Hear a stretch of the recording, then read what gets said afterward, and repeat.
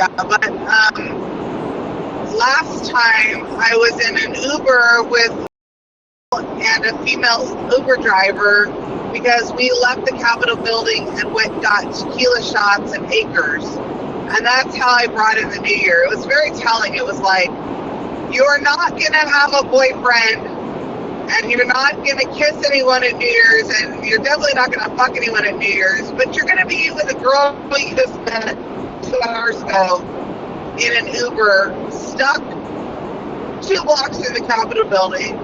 That's okay. At least you don't have to watch other people kiss on the dance floor at midnight. It's fine. I mean, I could see him anyway if I threw up, but whatever, nonetheless. So, I was at dinner yesterday at this noodle Asian restaurant in Mandalay Bay last night. Ate there again. And they sat me right across from this cute little family that was from Utah. I asked them because that's early when they talked to me. But it was really triggering. They had 2 boys and a girl, but the girl was older and the 2 boys were younger, and it was a flip of mine because I have 2 boys that are older and a girl that's younger. But it was so triggering. It was all I could do to get through dinner. I was on the verge of tears the whole fucking time. And I was like, you know, sometimes I really don't like what the universe does to me. This is not fair. This is not cool. This is making me angry. This is hurting my heart.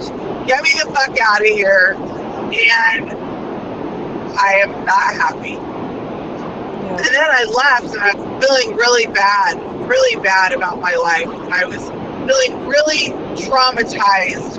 And I was having flashbacks to when my kids were that age and how I was trying to hold it together and how hard it was to be married to him and how hard it was to have young kids and to be so poor. And I thought, I never would have been able to afford dinner at this restaurant with 3 kids in Las Vegas.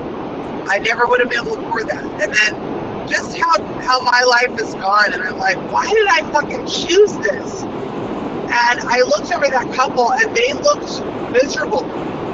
They really did. Trying to rob 3 little kids in Las Vegas. They look miserable because it's 8 o'clock at night. The kids are tired. They're trying to feed them.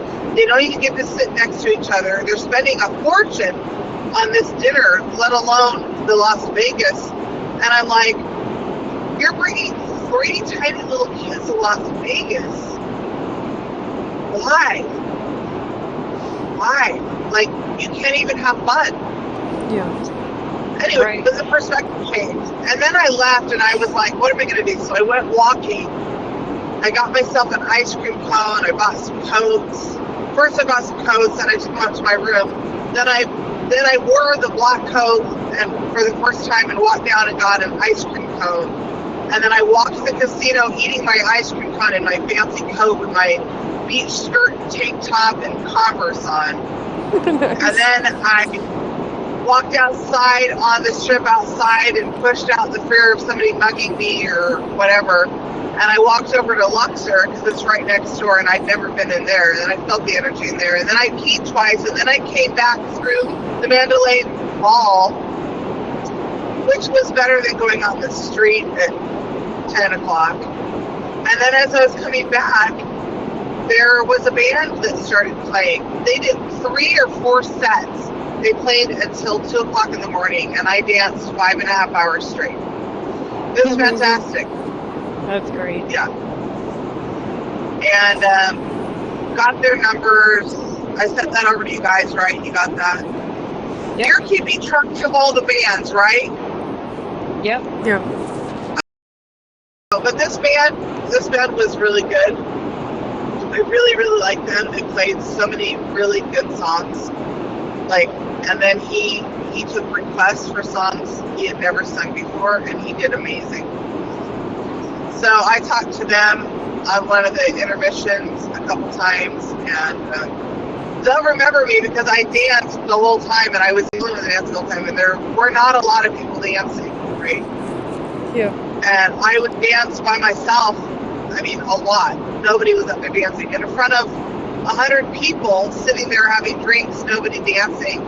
And the most that ever danced at any one time was like 10 people. So definitely gonna remember me. Yeah. So even if we lose their contact information, I told them I'd like to work with you. Chances are, if we lose their contact information, they would reach out to me if, when things get big. Yeah. I almost said if things get big, and then I corrected it to when things get big.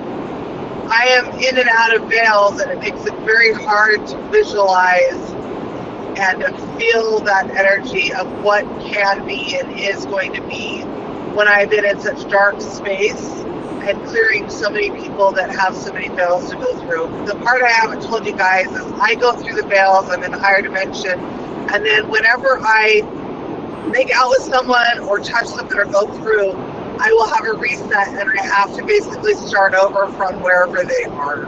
Their energy frequency lowers mine, and then I bring them up, and I end up back through that honeycomb. And it is a rigorous process, and it is exhausting, and it's deafening, and it really is mind-blowing, but it's deafening. It makes it very hard to hear the light voices that are guiding me back through that dark space. I just want to copy, confirm, and broadcast that now. Okay, we can end session there.